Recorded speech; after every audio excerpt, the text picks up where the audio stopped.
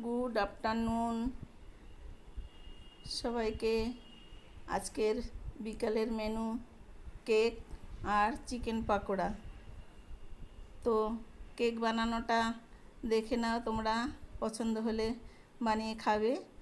যেমন প্রথমে mixer grinder বাটিতে 3টে ডিম, হাফ কাপের বেশি সাদা তেল আর 1.5 কাপ পরিমাণ চিনি আর 2 কাপ ময়দা। 2 কাপ ময়দায় আগে বেকিং পাউডার মিশিয়ে রেখে দিয়েছিলাম, আর মিক্সার গ্রাইন্ডারে ওই চিনি, তেল আর ডিম এগুলো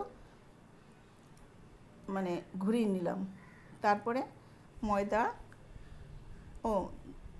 2 কাপ ময়দার সাথে আমি একটু হাফ কাপ মতো নিয়েছিলাম, কি বলে, সুজি আর একটুখানি আটা, যার ফলে ময়দাটা একটু হাফ কাপ কমিয়ে নিয়েছিলাম।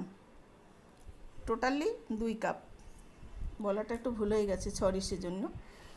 তো টোটালি আবার বলছি 2 কাপ ময়দা না, 1.5 কাপ ময়দা আর হাফ কাপ সুজি আর আটা মিলিয়ে, তারপরে আর 1.5 চামচ বেকিং পাউডার দিয়ে মিশিয়ে একটু সময় রেখে দেব। হ্যাঁ, এর ভিতরে 4 চামচের 2 চামচ ভ্যানিলা এসেন্স আর 4 চামচের 4 ভাগের 1 ভাগ এলাচ গুঁড়ো, কফি গুঁড়ো আর সামান্য স্বাদ মতো নুন দিয়ে দিতে হবে। হ্যাঁ, এই মানে মিক্সির ওইটা একটু ঘন ঘন হয়েছে, এবার ওর মধ্যে একটু ঘি দেব, মানে 1 টেবিল স্পুন ঘি দিয়ে ওটা একটু মিক্সি করে নেব, তারপরে রেখে দেব।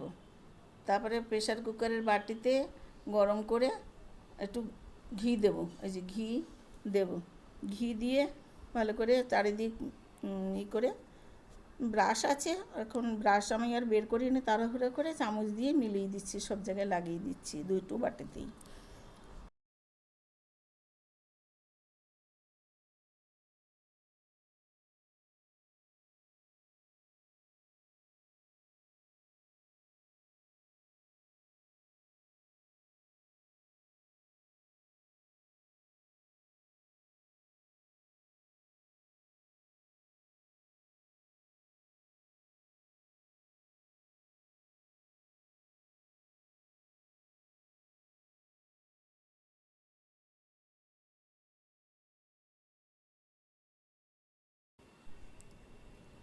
এবারে ঘি লাগানো হয়ে গেছে।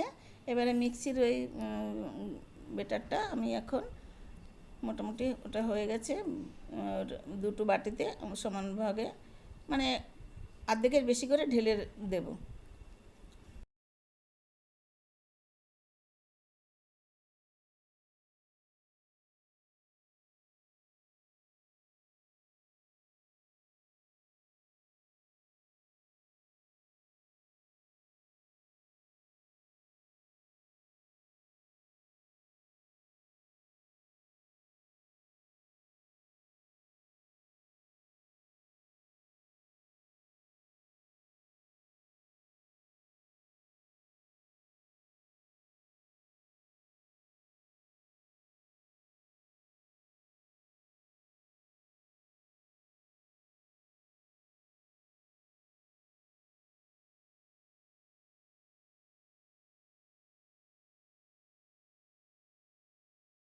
হ্যাঁ, এর ভিতরে এবারে কাজু কিশমিশ আগে থেকে ধুয়ে ভিজিয়ে রেখেছিলাম, দুটোর মধ্যে সমানভাবে আমি ছড়িয়ে দেবো উপরে, ছড়িয়ে দুটোতেই সমানভাবে উপরে ছড়িয়ে দিয়ে মিক্সির বাটিটা ধুয়ে টুয়ে ওই একটু জল উপরের বাটিটাতে উপরের দিকে জল দিয়ে দেবো, দিয়ে তারপর ক্যারিয়ারে বসিয়ে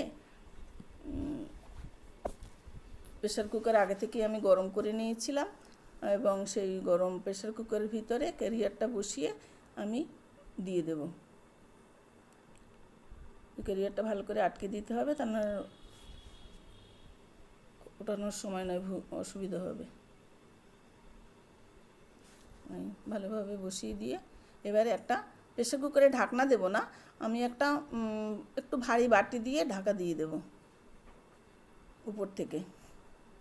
কারণ ঢাকনা দিলে ঢাকনার যে ভেন্টোয়েট যেটা ওই রয়েছে, সেফটি ভালভ যেটা আছে ওটা বাস্ট হয়ে যাবে। ওই জন্য আমি একটা স্টিলের বা যে কোনো একটা বাটি যেটা ওর মুখে ভালোভাবে লেগে যায় সেরকম একটা বাটি দিয়ে ঢাকা দিয়ে দিয়েছি। এবারে 35 মিনিট পরে আমি দেখব ওটা হয়েছে কি না, একটু চামচ দিয়ে আর দিয়ে আর উপরে তুলেও দেখা যাবে নিচের পোর্শনটা কেমন হয়েছে। আমি ওই তুলে দেখে দিচ্ছি। এবারে দিয়ে আবার দেখব যদি ছুরিতে যদি লেগে যায় তাহলে আমি আবার ওটা বসিয়ে দিয়ে আবার আরও আমি 15 মিনিট কি 20 মিনিট রেখে দেব প্রেশার কুকারে।